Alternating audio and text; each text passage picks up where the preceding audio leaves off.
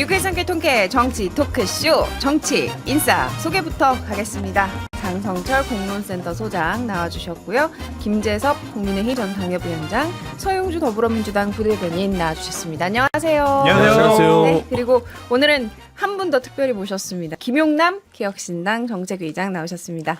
안녕하세요. 네, 안녕하세요. 힘내십시오. 김용남입니다. 화이팅! 왜요? 왜 힘내시고요? 이렇게 격려를 단체로 받는 상황이 더 슬퍼요. 알겠습니다. 저는 아나운서 이선영이고요. 광고부터 듣고 오죠.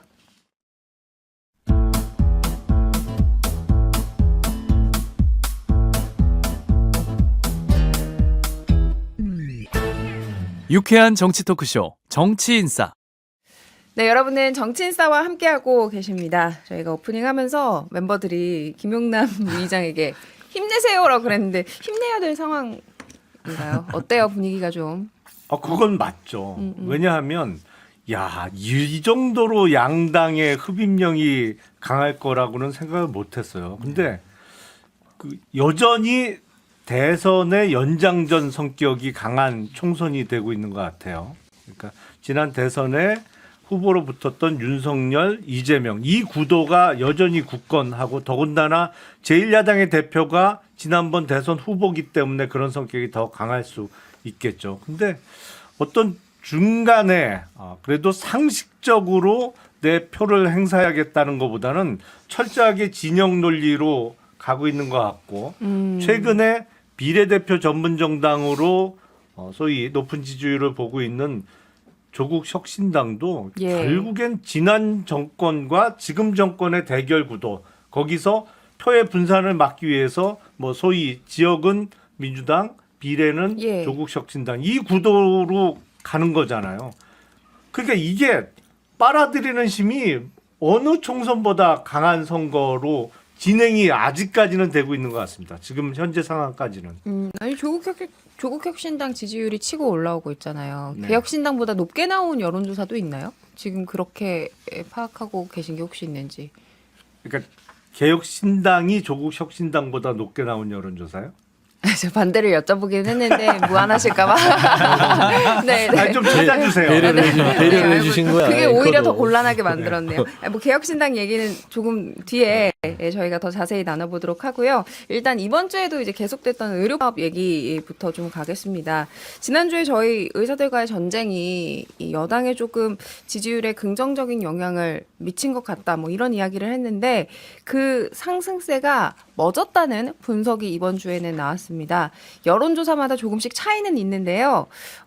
이 여론조사들이 너무 많이 나와서 하나하나 다 설명해드리기는 곤란하지만 전반적으로 우리 패널들이 보셨을 때 분위기가 있을 것 같아요. 네. 어때요? 현장에서 일단은 이제 마무리를 좀 지어야 될 때가 온 것 같아요. 그러니까 의료법. 의사들과 대화를 하든지 간에 아니면은 그 의대 증원 문제에 대해서 약간의 조정을 한다든지 이게 지금 타협책을 슬슬 찾아야 될 점이라고 생각합니다. 저는 지금 의대 정원 문제와 관련돼서 정부 여당이 지지율에 이익을 봤다 그러면 적어도 그 지점에 대해서는 저는 고점이라고 보거든요. 그러면 지금부터는 해결에 나서야 될 때가 왔거든요. 왜냐하면 이제 국민들께서도 이 문제를 조금 피로하게 느끼시기 시작했고요. 무엇보다 더 중요한 것은 이로 인한 피해자가 나오기 시작하는 것은 결국은 국정의 총책임자인 정부에 대해서도 국민들이 비판할 수밖에 없는 상황으로 유발될 게 분명하기 때문에 저는 이제 정부가 이 지점에 대해서는 지지율 이런 건 상관없이 적어도 국민들의 건강과 안전을 위해서라도 매듭을 좀 질 때가 왔다 이렇게 생각이 됩니다. 그런데 이번 주에 이제 상황을 보면 윤석열 대통령이 직접 중대본회의 주재하고 대화 가능성을 사실상 이제 차단했다고 보이는 이제 발언을 했거든요. 이게 소강 국면으로 갈 수 있을까요? 이게 이제 전공의들 비대위원장 역시도 대화의 의사가 열려져 있는데 아무래도 이제 정부가 강경한 태도를 하다 보니까 사실 쉽게 대화에 못 나서는 것 같긴 해요. 그래서 정부로서는 의사들로 하여금 충분한 이 정부의 의지를 보여줬다고 생각하거든요. 이제는 약간 대화의 소통 창구를 열 때가 된 것 같아요, 저는.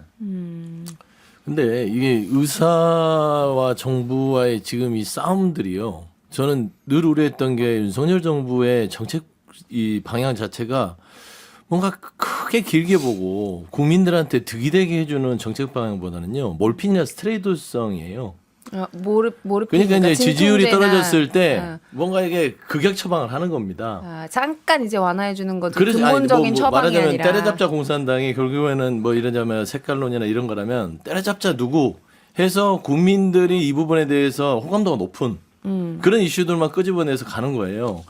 저는 최근에 보면 왔다 갔다 하면 5개 정황판에 보면 정부가 의료 이 정책에 대해서 의사들에 대해서 단호하게 대처해서 반드시 이겨내리라. 저는 무슨 상록수 노래를 보는 것 같았어요. 끝내 이기리라. 뭐 이런 식의 광고를 하고 있단 말입니다. 그러니까 좀 이렇게 본인들의 국정 운영의 지지에 있어서의 그 떨어지는 하락세를 끌어올리는 요인으로서는 이런 아주 안 좋은 방향이거든요. 저는 틀림없이 이제 스테로이드는요 계속 쓰다 보면 약발이 떨어집니다. 그래서 그 상황이 왔다. 저는 그렇게 좀 판단이 돼요. 빨리 나서서 이제 수습해야 됩니다. 그러니까 지금 두 분이 수습 국면에 나서야 할 시점이라고 하셨는데 일단 여론조사 결과 하나만 좀 언급하면서 계속 이어나갈게요. 한국갤럽 조사고요. 지난 5일부터 7일 무선전화 면접조사 방식으로 진행됐습니다. 더 자세한 내용은 중앙선거 여론조사 심의위원회에 참조하시면 되고요. 윤 대통령의 직무수행 긍정평가가 지난 27일부터 29일의 조사와 동일한 39%로 나왔습니다.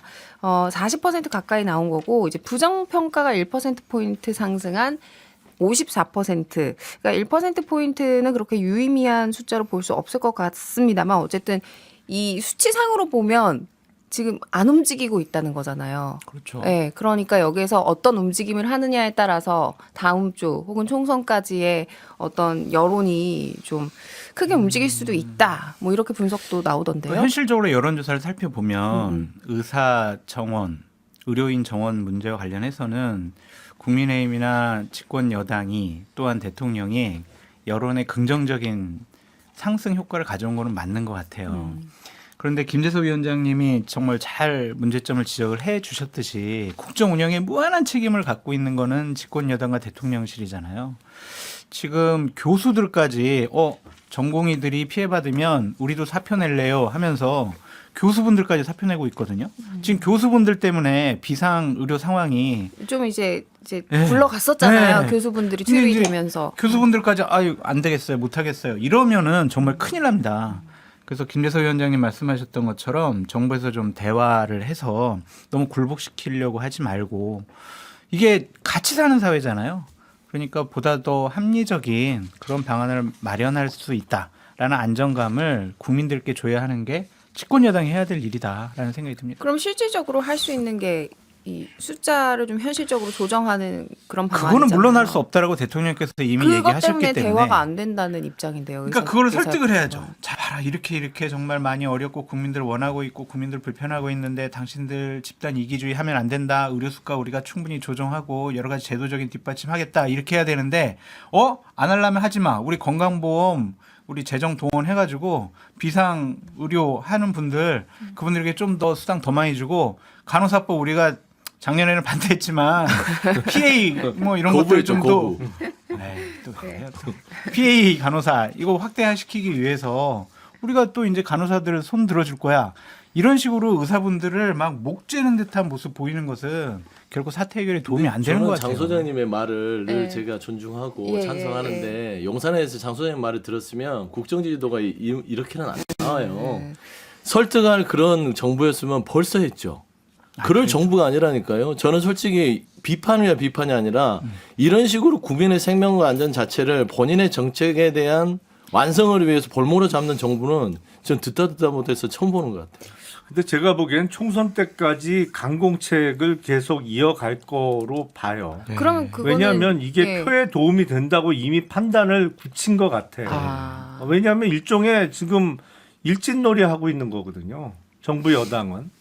왜냐하면 의사는 소수 집단이에요. 의사 면허 받은 분이 지금 14만 명 정도 되는데 전체 인구 대비 14만 명은 정말 소수죠. 근데 가만 보니까 그동안 의대 정원도 계속 수십 년째 묶여 있었죠. 그리고 번번이 정원을 확대하려고 하는 노력이 실패했단 말이에요. 그리고 그동안 원격 의료라든지 어떤 새로운 개혁안에 대해서 그동안 의사 집단이 반대해온 것도 맞아요. 그러다 보니까 이른바 집단 이기주의의 아주 강한 성향을 보이는 그룹으로 국민들에게는 어느 정도 인식이 돼 있단 말이죠.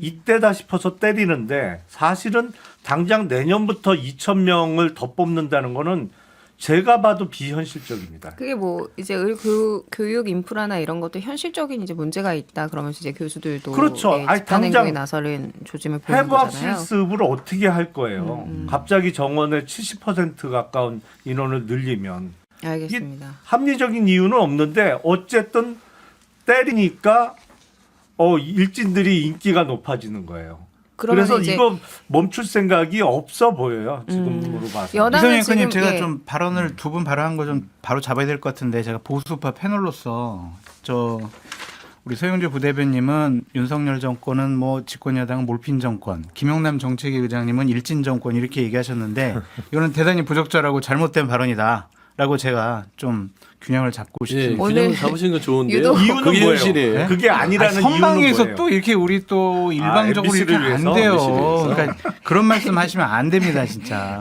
아무튼 바로 잡고 싶습니다. 예, 잡으십시오. 알겠습니다. 예, 지금 얘기를 좀 종합을 하면은 김용남 정책위의장님 말씀은 지금 여당은 어쨌든 이게 뭐 지지율이나 총선에 득이 될 거다라고 생각해서 이렇게 움직이는 것 같다 그 말씀을 해주셨는데 지금 대통령 지지율 39% 내지는 40%는 예, 한두 예. 달 전만 해도 꿈의 숫자였어요. 사실은.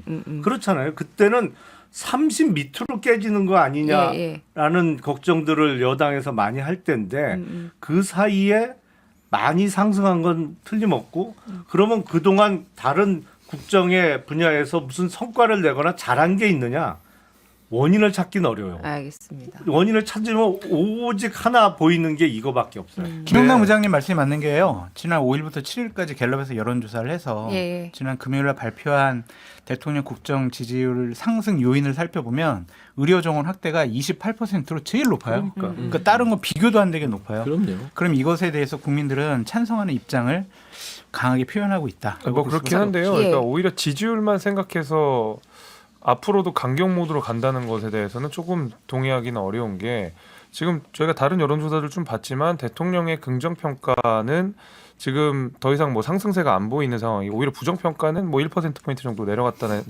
올라갔다는 그런 얘기들이 지금 있는 상황 속에서 이거를 장기화 갔을 때 오히려 정부 여당에 더 큰 피해가 그다음에 더 어떤 정치적인 타격이 올 가능성이 높은데 이런 지지율만 순전하게 고려한다 그러면 강경 모드로 오히려 갈 수 없겠죠. 아니 그거는 상황 봐서 표 계산은 하겠죠. 지금 한 달 조금 더 남았으니까 예, 표 근데 계산은 할 총선이 겁니다. 32여일 남았으니까 그러면 그 정도는 지금 장기라고 생각하지 않을 거예요. 일단 총선까지는 최대한 좀 여기에서 득을 얻어보자. 그러나 그런 것 같아요. 그러나 이런 분위기 속에서도 여전히 정권 이제 심판론, 정권 견제론 유효하다 이런 조사도 나왔거든요.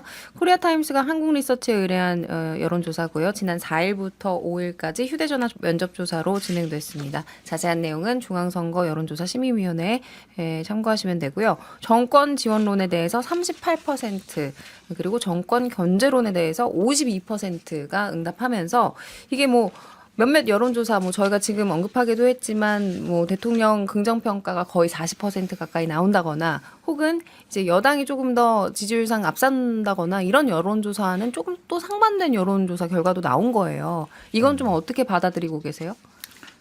제일 큰 원인은 더불어민주당의 공천 파열음이겠죠. 그러니까 지금 이게 공당이 과연 맞느냐라는 의문을 갖기 시작한 것이고 기존에 민주당을 지지해 왔던 많은 분들이 뭐 쉽게 말씀드리면 야 우리가 이꼴 보려고 민주당 여태 뽑아줬냐 이런 생각이 들 정도로 글쎄요 뭐 객관적인 기준이나 원칙을 확인하기가 어려운 선거 아닌가 싶어요. 공천 아닌가. 더군다나 서대문 갑 같은 경우에는 청년들을 이렇게 뽑아서 공천하겠다고 하더니 그 최종 후보에 올라갔던 사람이 갑자기 빠지고 변호인으로 활동했던 사람이 들어갔어요. 근데 객관적인 설명이 있어야 되는데 그냥 해요. 그래서 지금 이 민주당 공천 상황을 보면 도대체 이렇게 막무가내로 공천을 하면 저희가 방금 저도 이제 윤석열 정부나 여당이 의사라는 소수 집단을 상대로 이른바 일진놀이를 하고 있다라고 말씀드렸는데 그거하고 뭐가 달라요? 차이점을 발견하기 어려운 상황에서 어쨌든 조용하지만 고인물 공천이라도 조용하게 하고 있는 국힘이 반사 이익을 얻고 있는 상황 아닌가 싶습니다. 아까는 이제 당 지지율에 있어서는 민주당이 조금 잘못하고 있다 이런 평가 때문에 낮게 나오지만 여전히 정권에 대해서는 심판론은 유지되고 있다라는 이제 말씀하신 거잖아요. 네. 그러니까 그게 그렇게 민주당과 아주 이제 큰 연결점은 없다는 말씀인데 그러면 그 빈 공간은 조국혁신당이 채우고 있는 거라고 보세요? 일단 비례에서는 그럴 것 같고요. 국민의힘이 정말 총선에서 좋은 성적을 얻을 수 있느냐 없느냐는 대통령에 대한 부정평가가 아직도 여전히 높은 상황에서 국민의힘과 윤석열 정부를 얼마나 분리해낼 수 있느냐. 국힘에서 뭐 그런 효과를 노리고 한동훈 비대위원장과 이른바 약속 대련이냐 아니냐 했던 유난 충돌도 벌어졌던 것 같은데 이 분리를 얼마나 잘 연출할 수 있느냐 이게 총선 결과에 큰 영향을 끼치겠죠. 민주당은 지금 어떤 지금 상황이에요? 민주당 공천 얘기를 해주셔서 네. 얘기를 해야겠죠. 예, 예. 그러니까 공천이 시끄럽긴 했어요. 예, 뭐 잡음이라고 비판을 한다 하더라도 그거를 왜 벗어날 방법은 과거형이에요? 없죠. 지금도 지금 시끄러운 그렇지 않습니다. 바로 지도부가 엊그저께같이. 엊그제 이제 발표를 했죠. 민주당의 공천은 종합적으로 했을 때 시스템 공천이었다. 혁신 공천이었다. 심지어는 공천 혁명이었다. 이런 얘기를 하잖아요. 이건 지도부가 대대적으로 이번에 22대가 시끄럽긴 했지만 대폭적으로 현역 물갈이가 이루어졌고 많은 신인들이 들어가서 뭔가 새로운 세대를 교체하는 듯한 그런 공천들이 속사를 들여다보면 돼 있다. 그래서 국민의힘은 조용했지만 속사를 들여다보면은 정말 그대로 고인물을 그대로 갖다 놓고 쓰는 혁신도 없고 뭣도 없고 하는 한신공천이 이루어졌다라는 것들이 수치가 증명해 주는 것이에요. 그러나 이건 지도부의 주장일 수 있으니 저는 좀 솔직히 좀 그 안에서 비판적인 입장은 그런 겁니다. 우리 공당은 여야를 막론하고 평가를 스스로 하는 자리가 아니라 평가를 받는 자리예요. 평가는 국민이 하는 것이죠. 아무리 우리가 혁신공천이다 시스템 공천이다 하더라도 국민들이 보기에 아닌 것 같아 하면 아닌 것이에요. 근데 이재명 대표는 국민 민심 무시하지 말라면서 이제 공천 논란에 대해서 일축했거든요. 그러니까 국민 민심 자체는 아까 수치에서도 봤듯이 정권 심판이라는 그런 거대한 민심은 존재합니다. 그 수면 밑에 그게 존재하고 이걸 총선에서 터트리는 것들이 결국엔 야당의 몫이에요. 그런데 이 공천을 정말 좀 나름대로 국민들이 봤을 때도 야 시끄러워도 좀 멋있게 한다. 예. 라는 차원에서 이 정권 심판에 물미되어 있는 것들을 터트려주는 그런 공천이 돼야 되는데 이 정권 심판을 덮어버리고 있어요 지금 공천을 통해서. 그러면 이제 공천에 대한 어떤 이제 세부적인 얘기는 어제 했으니까 그렇다 네. 치고 결론만 지금 정리를 하면 정권 심판론이 좀 위태로울 수 있다라고 그렇지는 분석하시는 않습니다. 건가요? 정권 심판론은 위태하진 않아요. 왜냐하면 정권 심판은 2년 동안 축적되어 온 민심입니다. 근데 이제 덮어놓고 있다라고 하셨잖아요. 덮은다는 건 지금 민주당이 조금 더 관리력이 떨어지고 미흡하다 보니 지금 공천 잡은 부분들이 그 공천 심판의 그 민심을 살짝 위로 덮고 있어요. 포로요. 그런데 이제 본 게임이 들어가면 그래 이제 걷어내는 작업들이 시작되겠죠. 그러면 이제 정권 심판에 있던 민심이 본물 터지듯이 터질 것이다.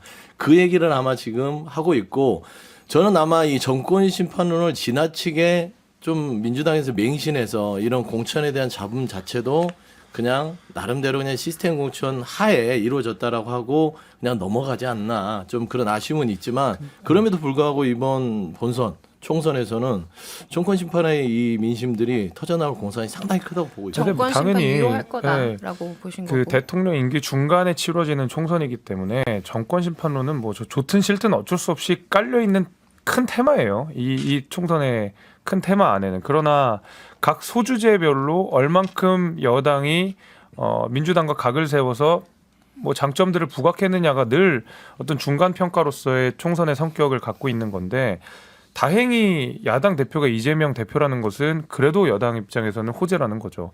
말씀하신 대로 공천 저는 이거 파동이라고 보는데 말씀하신 대로 계속 시스템 이야기를 하지만 그 시스템이 기가 막히게 비명들을 잘 걸러내고 그리고 말씀하신 대로 현역을 걷어내는 것까지 좋다 이겁니다. 거기까지는 뭐 잘했다고 이야기하겠지만 거기에 들어간 신인이라는 분들이 과연 국민들이 납득하기에 괜찮은 신인인데 이런 사람들이 나가서 정치해야지라고 민주당 스스로가 동의할 수 있느냐는 거예요. 이재명 대표와 친명들은 동의하겠죠. 그 신인들 괜찮은 사람이다. 하지만 대다수의 국민들이 그 신인이라는 이름으로 현역의 자리를 꿰차고 간 그것에 대해서 좋게 평가하지 않을 거거든요. 저는 그런 의미에서라도 이건 공천 파동이라고 보는 것이고 이재명 대표의 리스크가 계속 남아 있습니다. 뭐 사법 리스크 이번 3월만 해도 재판이 굉장히 많다고 하고요. 말실수 계속 나올 거고요. 특히 민주당을 짠물 이재명 정당으로 만들어놨기 때문에 이재명 대표에 대한 결사옹위를 하고자 하는 후보자들의 막말들이 어쩔 수 없이 튀어나올 거라고 봅니다. 저는 그것이 지금 민주당이 가지는 가장 큰 악재라고 보고 이 정권 심판론을 아주 강하게 희석시키는 게 결국 이재명 대표 스스로라는 생각이 하게 됩니다. 정권 심판론이 분명히 있는 거는 사실입니다만 그거 너무 믿다가 총선에 폭망한 게 지난번 2020년 미래통합당 총선 결과예요. 그렇죠. 왜냐하면 총선 정확히 6개월 전에 10월 초에 그때 조국 사태가 한참 뜨거울 때 광화문에 우리가 통상 뭐 100만 그러지만 실제로 100만이 된 적은 거의 없어요. 근데 그때 조국 규탄 집회는 정말 100만 명이 아닐까 할 정도로 제가 본 거 중에 광화문에는 제일 많이 모였어요. 이게 종로통까지 꽉 찰 정도로 어마어마하게 그리고 평생 집회 현장에 한 번도 안 나와봤던 분들까지 다 그때 열이 받아갖고 나오는 상황이었기 때문에 그때 야당이었던 입장에서는 야 이거 6개월 후에 총선은 끝났다 이제. 야당 압승이다 라고 생각하기가 쉬웠고 저도 그렇게 생각을 했어요. 이 어마어마한 인파의 이 열기가 6개월 후에 총선에 선거 결과로 나타날 것이다. 그거 믿고 당시 황교안 대표가 비례 명단 2번, 3번 뒤집고 뭐 위성정당의 대표로 사실상 파견 보냈던 사람하고 싸우고 그러다가 총선 완전히 최악의 성적표를 받아들였거든요. 이게 정권 심판론 너무 믿다가는 야당이 그렇게 되는 거예요. 알겠습니다. 이 정권 심판론이 과연 총선에 어느 정도 통할지에 대해서 좀 얘기를 해봤는데요. 요 얘기랑 좀 연결을 지을 수도 있을 것 같은데 윤석열 대통령 민생 토론회가 선거 개입인가 아닌가 뭐 이런 비판이 계속 나오더라고요. 심지어 보수 신문들에서도. 그래서 이제 총선에서 좀 이렇게 영향을 좋게 주려고 한 이 민생 토론회가 오히려 정권 심판론이랑 연결이 될 수도 있다. 뭐 이런 분석도 나오고 아니다. 민생 토론회는 총선이랑 연관이 없다. 뭐 이런 반론도 있어요. 라고 이제 국민의힘과 대통령실에선 얘기를 하죠. 민생 챙기는 게 지금 대통령이 항상 챙겨야지 뭔 소리냐라고 하는데 반대로 한번 생각을 해보자고요. 지금 민주당 정권이에요. 이재명 당대표가 총선을 한 30여일, 40여일 앞두고 지방을 막 다니면서 18번이나 다니면서 지역 공약하고 막 예산 투입한다고 그러고 여러분들 막 다 막아버리겠습니다. 막 대구 가서 이러시고 막 이렇게 해요. 그럼 국민의힘이 야당이면 그러면 민주당 정권 비판 안 하겠어요? 이거 선거 개입 왜 하냐고 지금 대단히 부적절하고 잘못된 일을 한다라고 비판 안 하겠냐고요. 그러니까 이거는 선거 개입이 될 수밖에 없고요. 2020년도에 총선 전에 한 60여일인가 냅두고 문재인 대통령이 부산 가덕도 가가지고 가덕도를 보면 막 가슴이 뛴다고 막 그래서 막 당시에 국민의힘 계열의 보수 정당이 이건 어떻게 대통령이 선거 개입하냐고 막 비판했거든요. 그때는 한 번이었는데 지금 16번인데 앞으로 더 얼마나 할지 몰라요. 대단히 부적절하고 잘못된 선례를 남기고 있다. 언젠가는 정권 바뀔 거 아니에요. 정권 바뀌어가지고 진보 진영에 있는 대통령이 총선 앞두고 막 지방선거 앞두고 지역 다니면서 이런 일을 하면 국민의힘 계열의 보수 정당이 이제 비판할 수 있겠냐고요. 그래서 이거는 하면 안 돼요. 이거 정말 잘못된 일이 벌어지고 있어요. 민주주의 파괴예요.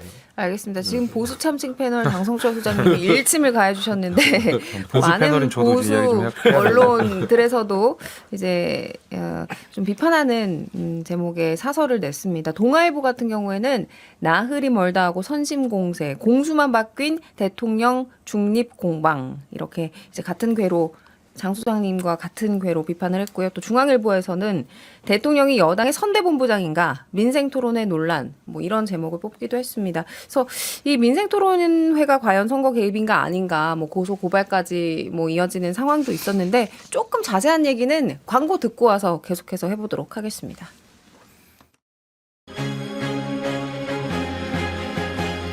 지금 여러분께서는 6회, 상쾌, 통쾌한 정치 토크쇼 정치 인싸를 듣고 계십니다.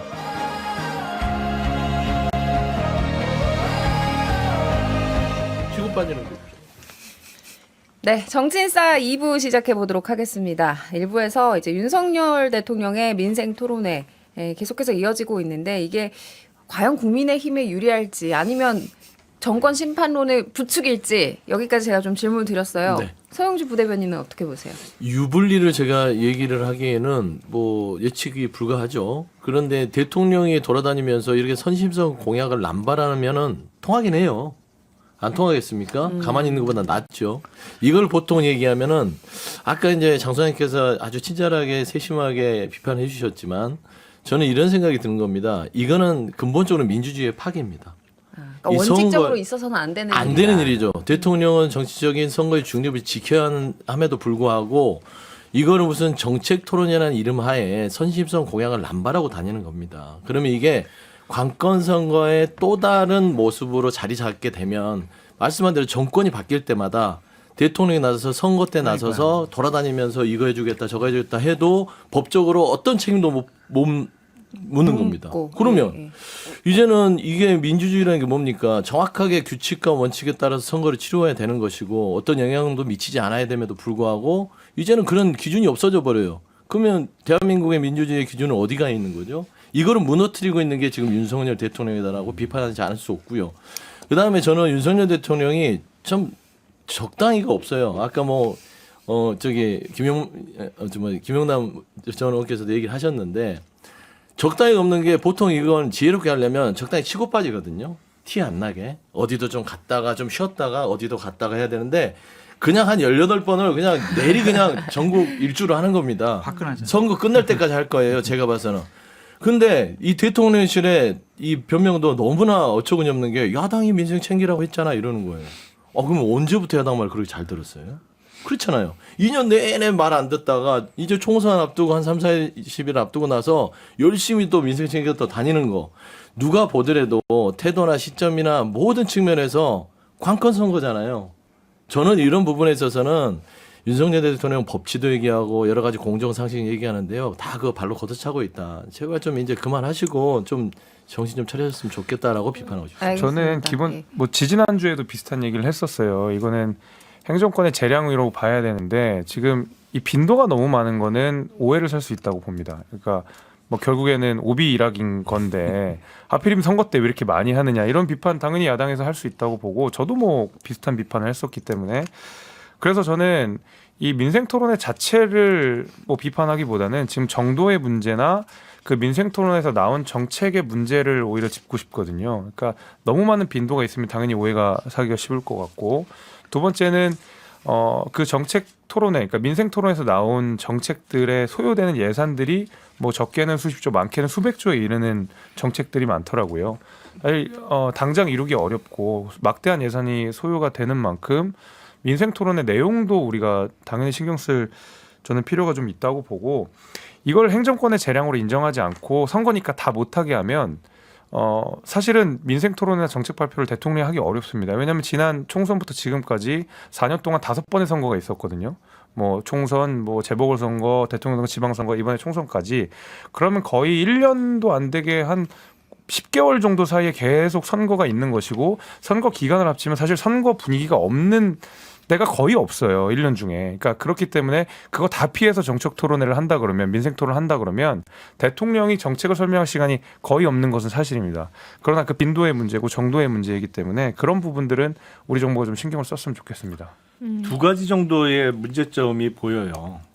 이게 지난 정권도 그랬는데 이번 정권에서 절정을 치고 있죠. 대통령이 어떤 국정 운영의 그냥 최고 책임자, 좌우, 뭐 여야를 다 통합하는 어떤 리더에서 모습보다는 점점 정권이 바뀔수록 계파의 수장의 성격이 강화되고 있어요. 지난 정부도 그랬었는데 이번 정부는 더 심한 것 같아요. 그래서 제가 지난주에 그 22대 국회에서는 정치 권력 구조의 개편을 비롯한 개헌 작업을 착수해야 된다라는 말씀을 드린 적이 있는데 정말 지금 헌법으로는 거의 한계에 다다른 거 아닌가라는 생각이 들고 두 번째 문제는 대통령의 말의 무게감이 점점 줄어들고 있습니다. 이건 심각해요. 왜냐하면 지금 민생토론회 18번을 거치면서 거기서 대통령이 약속했던 거 저거 다 지킬 수 있을 거라고 믿는 국민 제가 보기엔 한 명도 없어요. 그 돈이요 다 어디서 나겠어요. 그리고 그린벨트, 군사시설 보호지역 그렇게 왕창 다 풀어버리면 그 다음 뒷감당을 어떻게 할 수 있겠어요. 예. 그러니까 대통령의 말의 신뢰도가 형편없이 떨어지고 있어요 지금. 제가 그래서 이제 정권 심판론을 이제 부추기는 거 아니냐라는 이제 비판도 나오고 있다는 말씀을 드린 건데 이 민생 토론회가 그러니까 이 지지율을 끌어모으는데 유리하지 않을 수도 있다라는 그런 분석과도 유사한 것 같아요. 지금 국민들이 어쨌든 이렇게 다 모두 신뢰는 안 할 거다. 오히려 이게 반작용이 될 수도 있다. 이런 말씀으로 이해를 해도 될까요? 아니 전체적으로 보면 그런데 개별 유권자의 입장에서는 대통령이 우리 지역에 와서 민생 토론회를 하면서 이 지역 그린벨트를 확 푼대. 근데 내가 그곳 땅 주인이야. 그러면 생각이 달라질 수 그러면 있겠죠. 뭐 또 좀 우호적으로 할 수도 있겠지만 알겠습니다. 요 민생 토론회 얘기는 여기까지 하고요. 좀 다음 주제로 넘어가겠습니다. 선거를 앞두고 여러 가지 이제 설화 경계령이 나오고 있습니다. 국민의힘의 성일종 의원이 최근 한 행사에서 인재교육의 중요성을 강조하면서 하필 이토 히로부미를 언급을 했어요.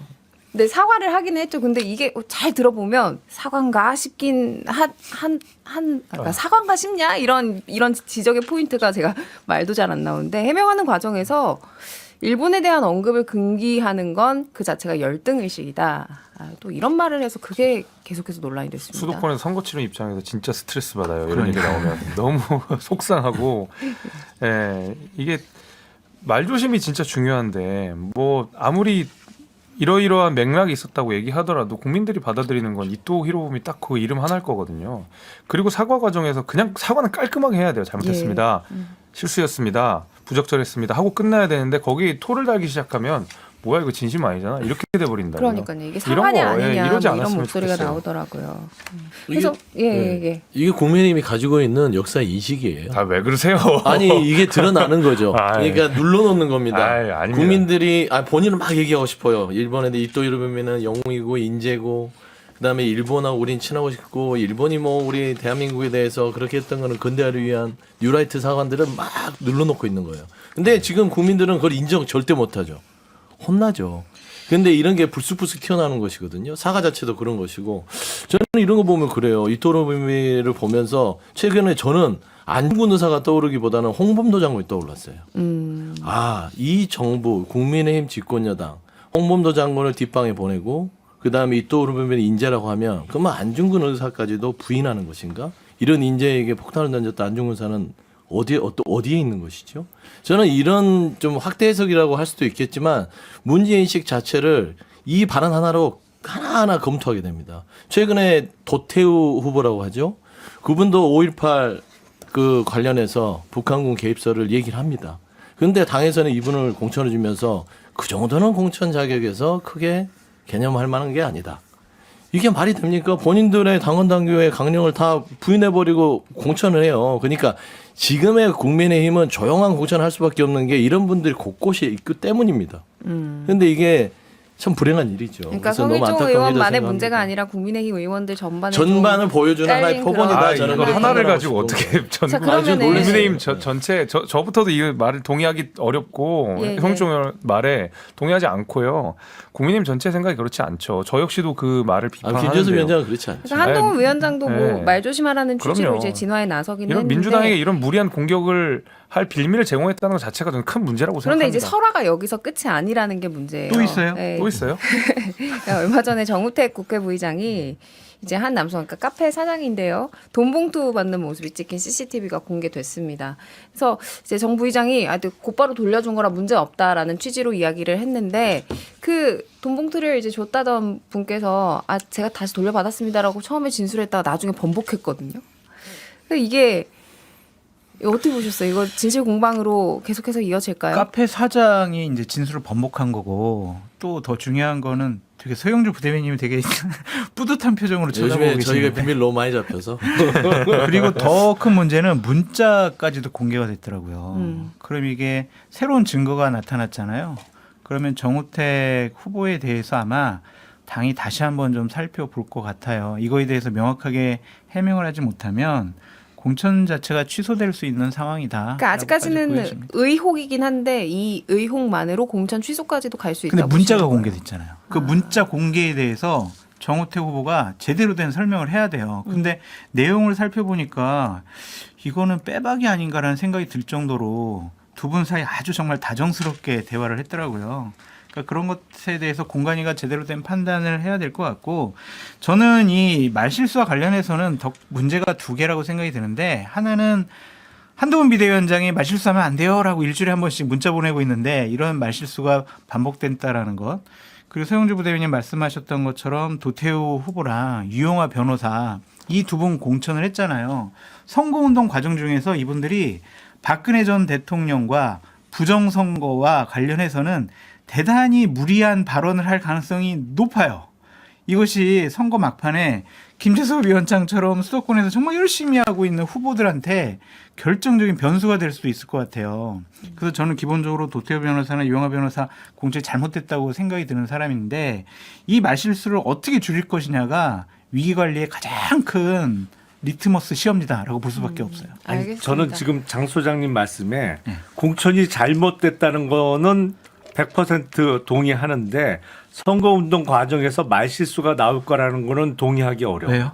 왜냐하면 그 두 곳은 공천이 딱 되는 순간부터 선거운동을 하지 말아야 당선 가능성이 더 높아지는 선거운동을 안 지역이에요. 가만히 있어야 되는 똑같이 왜냐하면 괜히 때문에. 선거운동 한다고 돌아다니다가 괜히 선거법 위반으로 걸릴까봐 그 지역은 원래 공천이 되면 선거운동을 안 하는 게 자기 당선 가능성을 더 높인다고 다들 알고 있는 지역이에요. 그렇기 때문에 그 가능성은 없을 거라고 저는 생각을 해요. 알겠습니다. 네, 국민의힘에서는 성일종 의원의 이제 설화 논란과 정우택 국회 부의장의 이제 또 돈봉투 수수 의혹 이런 일들이 있었고 또 민주당에서는 총섭 영입 인재인 김용만 대한민국 임시정부 기념사업회 이사가 음주운전을 한 게 드러났고 한 명이 아니라 또 부산 수영에 전략 공천된 유동철 동의대 교수 역시 2차례 음주운전으로 벌금형을 받은 사실이 있다. 이렇게 나오면서 한동훈 위원장이 민주당에는 음주운전 가산점 있습니까? 뭐 이런 비판을 했더라고요. 그렇죠. 뭐 이제 그거는 꼬투리 잡기고요.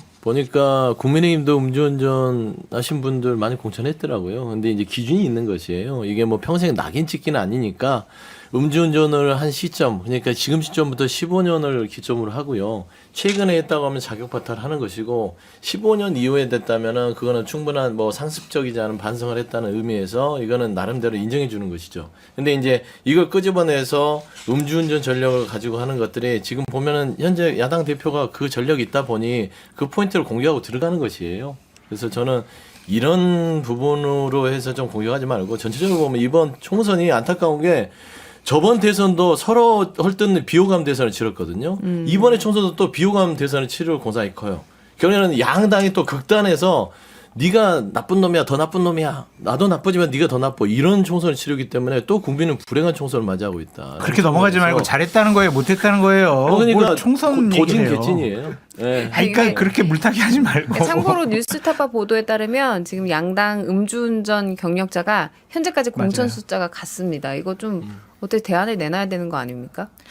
지난 지방선거 때 같은 경우에는 저희도 뭐 공천을 했지만은 그때는 음주운전 기준을 굉장히 높게 잡아가지고 그 뭐 최근 몇 년 사이에 음주운전이 있으면 무조건 컷오프였거든요. 그러니까 재심 사유가 없었어요. 그리고 이번에 총선기획단에 저도 안에 있었지만은 음주운전 심사 기준을 굉장히 높게 잡았고 그게 몇 년도 아니냐가 되게 중요한 판단 기준이었던 것 같아요. 그래서 제가 알기로 이번에 국민의힘에서 공천 받으신 분들 가운데서는 그 최근 몇 년 저희가 정해놓은 기준 안에 그 음주운전 이력이 있는 사람들은 컷오프가 된 거고 아마 음주운전 이력이라고 한다면 그 연도 훨씬 이전에 있었던 음주 기록들 때문에 뭐 통상 숫자가 같을 수는 있다고 봅니다. 그리고 또 민주당에서는 이제 고소 고발이 이어지고 있는데요. 조금 전 저희가 이야기했던 그 민생 토론회 관련해서도 이제 선거법 위반으로 고발을 했고 또 하나 한동훈 비대위원장을 고발했는데요. 그러니까 김혜경 여사를 보좌했던 권양엽 전 대통령 균형 인사비서관의 공천에 대해서 사천 의혹 논란을 제기했잖아요.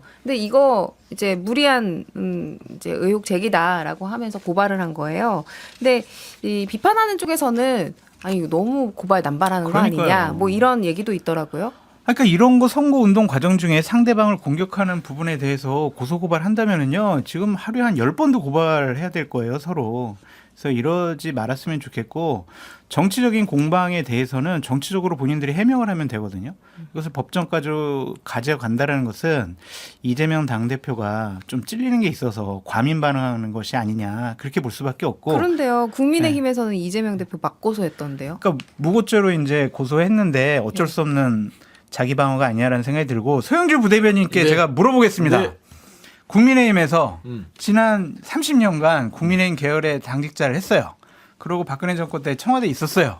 그러고 2022년 대선 때 김건희 여사 수행팀의 부실장으로 임명이 돼가지고 활동을 했어요. 그렇죠. 그런 사람을 이번에 강남이나 부산에 대구에 좋은 지역에다가 여성 전략공천 줬어요. 그렇죠. 비판하겠어요, 안 하겠어요? 해야죠. 하죠. 그렇죠. 그러니까 이거 비판 당연히 할 수밖에 없어요. 해야 되는데 예. 아니, 됐어 이제 해야 되는데 뭘 해야 하면 하긴 됐어요. 해야 되는데 됐어요. 민주당에서도 물론 오해의 여지를 남긴 거는 있다. 왜 그러냐면 여기가 현역 의원이 있잖아요. 현역 의원이 없는데 아예 처음부터 여성 전략으로 찍어놓고 내려보냈으면 오해가 없을 텐데 현역을 컷오프 시키고 여성 전략으로 갑자기 해서 이거 단수를 주니까 그런 오해를 불러일으킨 거예요. 그리고 권양엽 이 후보 자체는 충분히 능력이 되시는 아니, 그럼요. 분인데 네. 그 현역 의원 서 의원께서도 예전에 한번 경쟁을 했어요. 그렇죠. 네. 그래서 또 경쟁을 해서 떨어졌던 이 후보를 제껴버리고 다시 여성으로 하니까 오해가 되기 때문에 기본적으로 공관위에서는 경선을 기준으로 하면 되거든요. 그리고 특히나 전남은 경선이 본선이라서 공천 주면 당선이에요. 그렇지 않습니까? 여기는 경선을 했으면 돼요. 근데 지금 결과론적으로는 권양엽 후보가 경선하겠다고 하잖아요. 될 것 같아 그리고. 아니 그러니까 봐봐요. 이렇게 될 거를 뭐 하려고 이거를 굳이 빌미리 잡히냐. 이거는 솔직히 민주당에서의 공관위의 전략적 미스다라고 저는 좀 말씀을 드리고요. 근데 또 그걸 가지고 지나치게 김혜경 여사를 끌어들여서 사천을 했다라고 하는 한동훈 비대위원장도 참 한가한 것 같아요. 그러니까 너무 꼼수에 밝아요. 그러니까 지난 대선 때 김혜경 여사를 끌어서 나름대로의 대선에서의 득을 얻었던 그 기억이 딱 나니까 때는 이때다 해서 권양엽 이 후보 자체를 단수하니까 이 김혜경 여사의 사천이다. 어떻게 그 영부인도 아니라 당대표 야당 대표의 배우자가 무슨 공천을 합니까? 듣도 보도 못한 일이죠. 그러니까 이렇게 얘기를 하면 국민들이 판단하실 거예요. 예. 그러면 되는데 이걸 가지고 고소고발하는 게 맞냐? 그래서 근데 저도 이게 저는 그러니까 아이디어인데 민주당에서 민주당 이게 취하하세요 빨리. 약간 이상한 변명들을 하다 보니까 제 지도부 처음에 아닙니다. 여성 전략으로 갑자기 지정된 것도 석연치 않은데 그 가운데서 나는 김혜경 여사 수행한 적 없다라고 해놓는데 그 그렇지. 사진 발견되고 다 나왔잖아요. 이게 너무 이상하잖아요 하나하나가 이런 것들을 해명을 억지로 하다 보니까 애써 하다 보니까 자꾸 이렇게 사과하세요. 어긋나는 부대변인. 거거든요. 아니 잠깐 오해 소리가 있으니까 좀 잠깐 자신 얘기만 있으면 해요. 예, 바로. 자신 있으면 수행했다고 제가 하면 자신 있게 되잖아요. 설명해 드릴게요. 뭐냐면 어디에서 오였냐면 예. 이거는 권양엽 후보가 수행한 적 없다고 부인한 적은 없어요. 본인이 아니라 서영교 최고께서 최고위원회에서 수행한 적 없다고 얘기한 게 최고위가 찔린 거잖아요. 아니 뭔가가. 그러니까 그걸 잘못 대응한 거지. 그러니까 말하자면은 당시에 대선에서 배우자실의 그 장직자가 공천받는 게 뭐가 잘못이냐. 여기는 당에서 전략적으로 판단해서 여성을 단수 공천했다. 만에 하나 오해가 있다면 그런 부분이 있겠지만 이 부분은 우리가 다시 당에서 검토를 하겠다라고 치고 나갔으면 됐는데 빌미가 된 건 수행한 적 없다 하면서 페이스북에 사실이 드러났잖아요. 네. 이게 참 고약한 거예요. 알겠습니다. 하나만 뭐 묻겠는데 예. 이번 총선에서 민주당이 여성 전략 공천 지역으로 지정한 곳이 여기 말고 또 있어요? 없어요. 없어요. 전국에서 유일하게 하나를 그러니까요. 여기를 한 거 아니에요? 그냥 미리 했었어요. 알겠습니다. 그러니까요. 알겠습니다. 아, 권양엽 지금 민주당 비판하고 있나요? 그러면 안 되는데. 권양엽 전 비서관의 뭐 공천에 대한 판단 그리고 이제 뭐 여야 양 대표의 이제 고발전에 대해서는 유권자들과 청취자들이 판단하실 일 그럼요. 같아요. 근데 오늘은 사실 김용남 정책위의장이 네, 나오셨으니까 네. 개혁신당 얘기를 좀 해야 되거든요. 네. 이제 첫 번째 질문은요. 아무래도 이제 김 정책위의장님의 행보가 좀 궁금해요. 오. 비례대표 출마설이 나오는데요. 아니 그거는 다음 주쯤 제가 말씀을 드리겠습니다. 얘기는 한다라는. 근데 지금 어디를요? 마음속으로 어떻게 비례대표. 좀 결정을 좀 하신 상태예요? 이거 릴리즈하는 시점만 좀 고민 중이신 거지 좀 결정은 하셨습니까? 저희 같은 소수당은요. 예. 사실은 양당의 공천이 마무리된 다음에 맞아요. 네. 출마를 밝히는 게 맞는 것 같아요. 맞습니다. 그게 전략이 그럴 수밖에 없어요. 사실 현실적으로 지금 양당의 공천이 마무리되지 않은 상태에서 이준석 대표의 경우에 국민의힘 그 공천이 안 된 상태에서 화성을 출마 선언을 했는데 그러니까 바로 어떤 이준석 대표의 장점을 희석시킬 수 있을 거라고 스스로 판단한 후보를 바로 공천하잖아요. 국힘 쪽에서. 그래서 현실적으로 그럴 수밖에 없습니다. 지역은 그런데 이제 나중에 지역 밝혀도 보셨던- 비례는 밝힐 수 있잖아요. 비례는 나중에 하잖아. 그거 왜 또 그거 가지고 트집 잡아요? 궁금해서. 전략을 미리 밝히면 그게 아, 전략이에요. 그래요? 알겠습니다. 알겠습니다. 관심이 많습니다. 그럼 지금 조금 전에 이제 이준석 대표의 경기 화성을 출마 좀 언급을 하셨는데 요거에 대해서도 뭐 좋다 나쁘다 평가가 갈리더라고요. 장 소장님 어떻게 보세요? 저는 비례무새거든요. 누구보다 이준석 대표의 미래를 이제 많이 같이 그러니까 고민해 어쨌든 주시고 하셨는데 정치인이 배지를 달아야 정치를 할 수 있는 것이고 제3신당이 지역구에 출마해서 배지를 달 수 있을 것이냐라는 가능성은 좀 낮잖아요. 그리고 우리가 제3신당 이준석 신당에 기대를 갖는 것은 우리 김용남 정책위 의장님, 천하람 위원 그리고 이준석 대표, 뭐 이기인 대변인, 허은하 이런 분들이 배지 달아서 와 5월 30일부터는 양 극단의 이런 갈등 분열 정치 본회의장 안에서 좀 희석시켰으면 좋겠다. 저 정말 합리적이고 상식적인 사람들이 의정활동하는 건 모습 보고 싶다라는 거잖아요. 그러면은 조국 신당처럼 저렇게 다 비례 정당으로 갔어야 한다고 저는 지속적으로 처음부터 계속 얘기했던 사람이거든요. 예. 그런데 그거 안 하고 다 뭐 지역 나가니까 저도 나간다. 이것은 좀 명분 있는 선택에 너무 연연한 것이 아닌가라는 그러면 이준석 안타까움이 대표나 있어요. 허은하 전 의원이나 지금 좀 미래가 어둡다고 보시는 거예요? 그러니까 지역에서 당선되기가 쉬워 보이지 않는다라고 되게 완곡하게 표현을 할게요. 근데 아쉬운 부분이 상당히 좀 많이 있습니다. 개혁신당에선 그래도 뭔가 유리한 지점을 이제 파악을 했기 때문에 그 둘을 각 지역구에 내보낸 거잖아요. 유불리를 떠나서 사실은 그 출마 명분이 있는 곳을 고른 것이죠. 명분. 네. 데이터는 없었습니까? 그래도 뭐 조금 가능성이 있다라는 어떤 수치적인 분석을 했을 것 같은데요. 아니 데이터는 없었다고 보는 게 맞고요.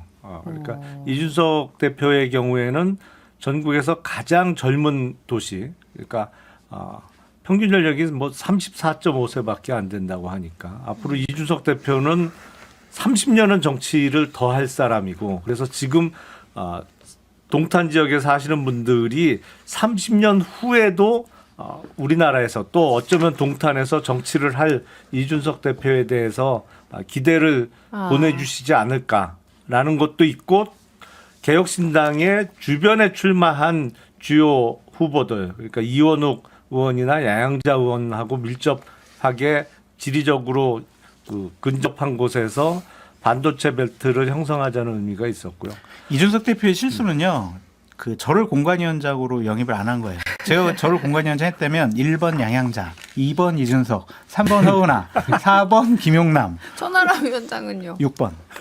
그러면요. 천하람 위원장까지 분명히 저는 비례 정당 투표 얻을 수 있다고 생각하거든요. 한 10% 이상. 그런데 이게 좀 너무나 안타까워요. 아직도 너무 안타까운 생각이 들어요. 아니, 여러 차례 기대해 이준석 보세요. 대표는 지역 출마를 공언해 왔기 때문에 그 약속을 어기기는 무르기 어려웠을 거야. 그러니까 상황이 공관위원장이 어려워요. 독단적으로 막 그렇게 도장 찍어가지고 그러면 그거는 선관위 내서 아니, 약속 독재할 대련이라고 생각할 뿐이네. 텐데. 아니 그건 약속 대련이라고 안타까워서 생각할 그래요. 텐데. 저기 그러면 네. 서영주 부대변인님. 아니 저는 조금은 의아한 게 예, 예.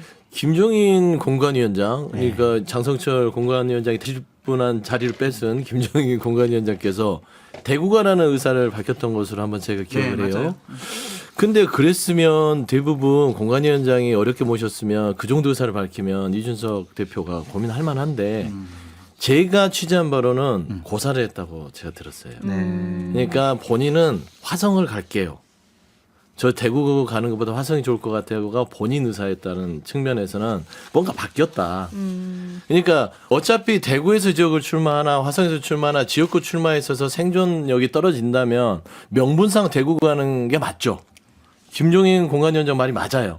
그러면은 거기에서 대구에서 뭔가 개혁신당이 보수의 재건을 어떤 이미지를 위한 하나의 출마를 해라. 그리고 나머지는 내가 알아서 뭐 비례로 주든 할 테니까 했는데 이준석 대표가 화성을 오다 보니까 개혁신당이 왜 생겼지? 라는 의문을 갖게 돼요. 보수가 지금 현재 뭐 윤석열 정부가 너무나 부끄러운 행태를 보이고 있고 보수가 봐도 부끄럽다. 그래서 제대로 된 진짜 보수가 아니니까 우리가 진짜 보수를 하겠다고 개혁신당 만든 걸로 기억하는데 그냥 하나 그 원오브 데미 아니 그들 중에 하나가 돼버린 거예요. 삼지대 중에. 그러니까 결국에는 화성을 해서 한석 어떻게 해서 이겨서 가져온다 하더라도 개혁신당의 어떤 기치 자체가 정말 이들 좀 얻을 게 없다는 측면에서 좀 안타깝다는 개인적인 생각을 좀 가지게 돼요. 그러니까 이준석 대표가 원래는 대구 출마 이제 가능성이 그렇죠. 거론됐던 게 김종인 이제 위원장의 이제 말이나 이런 것들도 다 뒷받침하는 것들이었잖아요. 그래서 김종인 효과가 그렇게 개혁신당 내부에서 큰 것 같지 않다. 또 그 무게감이 기대했던 것보다 좀 떨어지는 것 같다. 이런 이야기도 나오는데요. 아무래도 김종인 위원장께서 거대 정당에서 활동하실 때하고 지금의 개혁신당의 상황은 많이 다를 수밖에 없죠. 그때는 거대 정당에서 넘쳐나는 출마 희망자 그리고 수많은 현역 의원을 어떻게 솎아내느냐. 소위 국민들이 저 사람은 좀 다음 국회에서 안 봤으면 좋겠다고 생각하는 분들을 기가 막히게 잘라내면서 그 총선 승리를 이끌었다면 지금 개혁신당은 비워내는 것보다는 채워 넣어야 되는 상황이 많기 때문에 상황은 완전히 다른 것인데 이런 그 작은 정당에서도 그동안의 연륜과 경험을 바탕으로 좀 앞으로 한 달 남은 총선까지 보여주시지 않을까라는 생각이 대기업 알겠습니다. CEO가 예. 스타트업으로 가서 겪는 어려움이랑 비슷한 그러니까 것 좀 같아요. 깊이가 달라서 느끼기에는. 지금 예. 좀 시간이 걸리는 건데 좀 더 지켜보는 걸로 하도록 하고요. 광고 듣고 다시 오도록 하겠습니다. 네, 6회 3개 통쾌 정치 토크쇼 정치 인싸. 오늘은 개혁신당 김용남 정책위의장과 함께했고요. 김재석 국민의힘 전 당협위원장, 서용주 더불어민주당 부대변인, 장성철 공론센터 소장과 함께했습니다. 저는 아나운서 이선영이었고요. 다음 주 토요일에 오전 11시 5분 정치 인싸에서 다시 만나시죠. 고맙습니다. 감사합니다. 감사합니다.